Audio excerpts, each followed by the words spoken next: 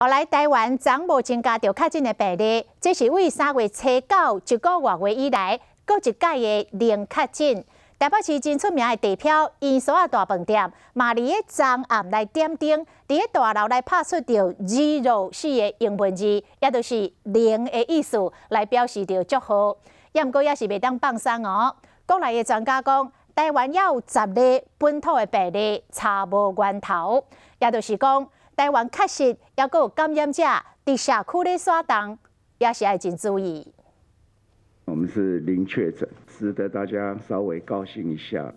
一个好消息，连台北市上有名的地标烟沙大饭店，特别利用暗时点灯的时段，伫大楼的前面有大大的字样字落，嘛为所有防疫英雄致敬。台湾高规格防疫措施，互世界拢称赞。不过，会当维持偌久，才是关键。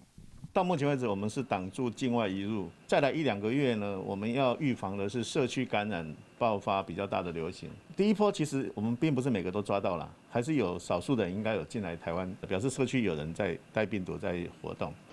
目前台湾393例确诊的个案当中，有55例是本土案例，其中10例感染源不明，6例因为无扩大感染宣布结案，也有4例咧调查，包含案268工作室头家322，大树大学生336，社区保全379，酒店女公关，而且不明的感染源加做社区感染的微博段。这10个感染不明的人，就刚好他们的感染源都各感染给他们1个人。 而不感染给别人，这个是不太可能的。那这些人会不会继续造成下一波的感染，或者造成群聚呢？